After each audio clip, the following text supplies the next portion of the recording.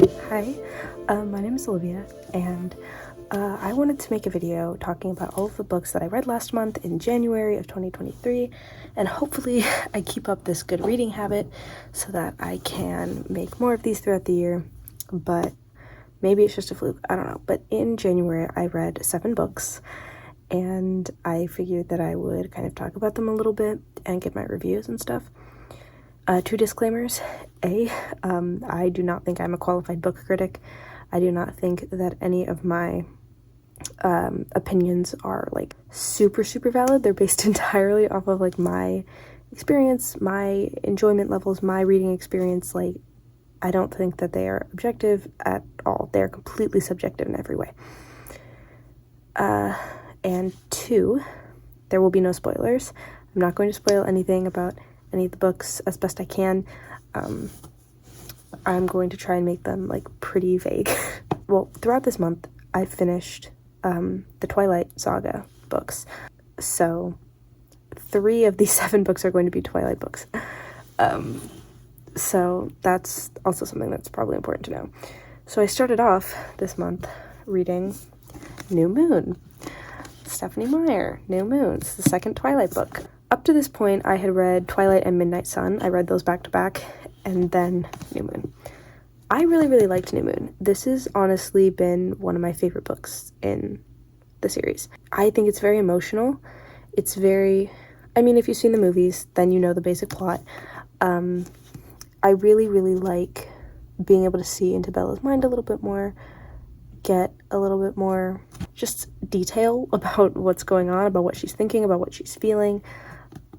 It really makes the story come alive. Really, my only true critique of the book is the way that she forgives Edward so quickly.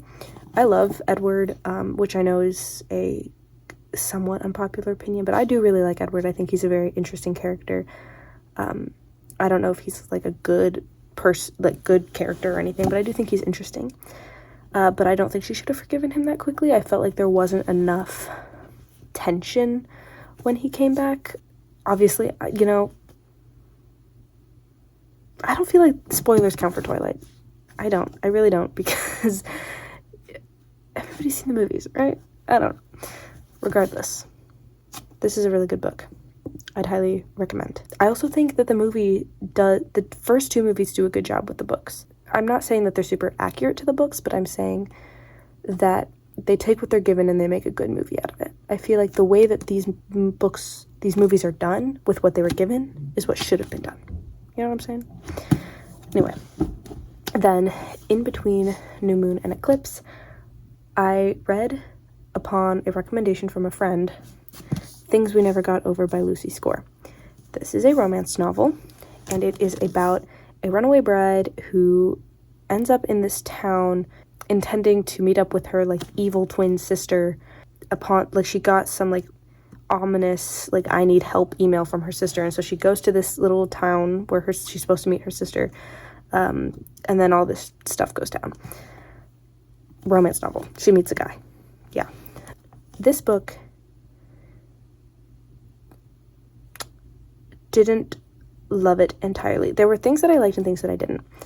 I think that the setting is very good in this book. I love the town that she's in. The background and side characters are very good. If you're looking for cheesy, if you're looking for steamy, this book has got it.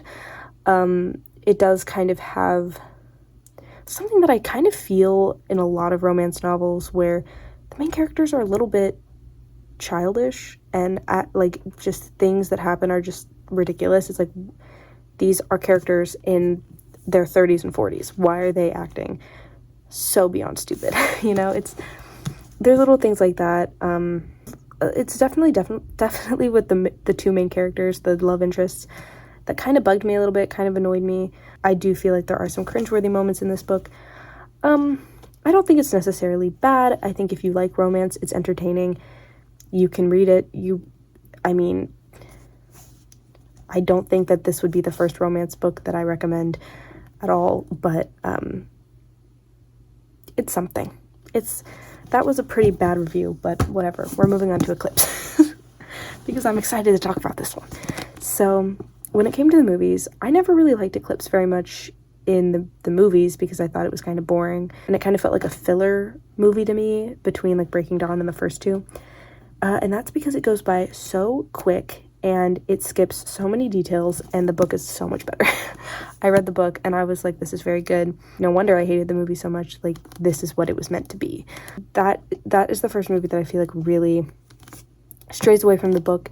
Not necessarily that it like changes a whole bunch of stuff, but I feel like it skips over stuff. It feels awkwardly the way it flows. It doesn't flow the way this book flows. I do think a lot of it is just kind of like that Edward Jacob butting heads type thing. It's like the love triangle is like the main plot of this book. But I kind of liked that because I really like both Jacob and Edward, and I really do feel conflicted about what I think Bella should do and how I think it should turn out. So I think that this book is good for really thinking about that side of the story. And then of course there's the whole finally figuring out the situation with Victoria, the whole like newborn vampire thing. It's very interesting. I actually thought that the plot to this was pretty cool. The whole idea of like the vampire army got to bring you more information on Jasper and stuff. It's pretty cool. Ooh, then I read my favorite man in the entire world, Stephen King, The Long Walk. My boyfriend loves this book. This is actually his copy. I don't have my own. And he's been literally begging me to read it for a very long time. So I took it and I read it. And I mean, there's never really been a Stephen King book that I hated. I thought that this was a really interesting book. So the concept is basically every year there is this long walk. I want to say there's 100 young boys and men who go on this really long walk, and they basically walk as far as physically possible until everybody drops dead except for one. The way that it works is like if they move too slowly or stop 3 times, they get 3 warnings if they slow down too much. And after that 3rd warning, if they slow down again, they get shot and killed.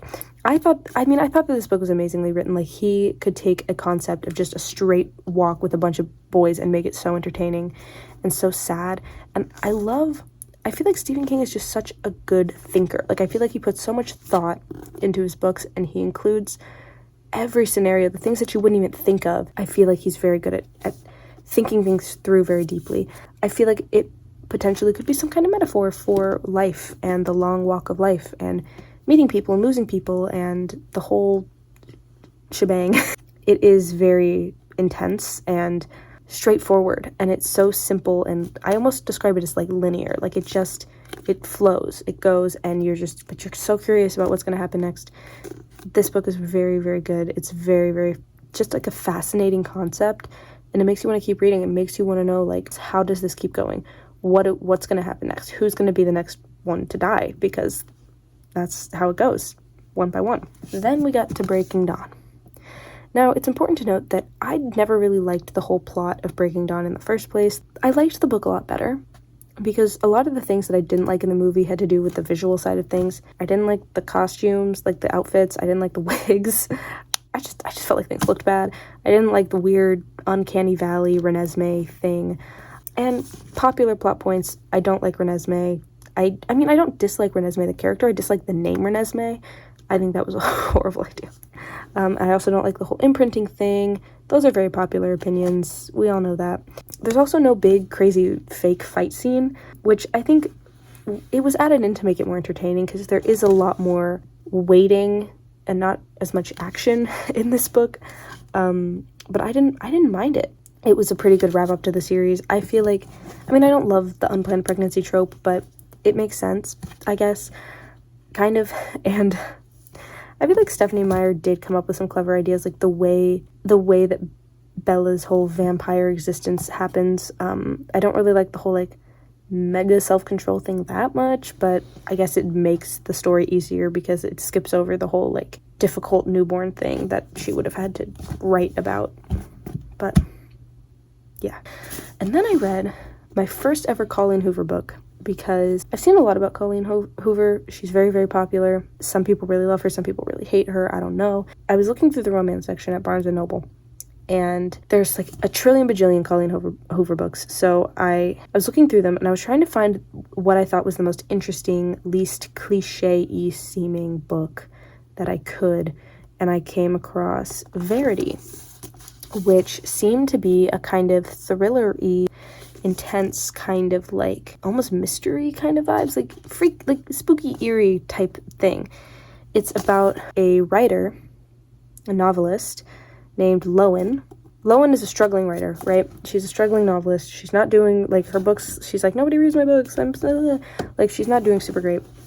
She's struggling financially, like, a lot. And Lowen is hired to complete the remaining books in a successful series by this really famous novelist named Verity. So Verity, this famous author who is, like, injured to the point of being brain dead. So she goes to their house and she starts looking through Verity's old, like, notes and manuscripts and just stuff to help her, you know, develop her continuation of the series, because, you know, Verity can't do it herself. And she uncovers an unfinished autobiography Verity never intended for anyone to read.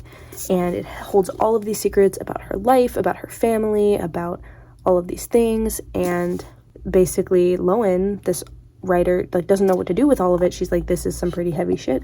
I don't know what to do. And it's a pretty big deal. This book is a prime example of a really great concept, really poor execution, because the idea of, like, finding this famous writer's autobiography that nobody was meant to see, and it's like all this, like, it's a manuscript, and that the concept is so cool, and a lot of the details in it are so cool and so freaky and so fascinating.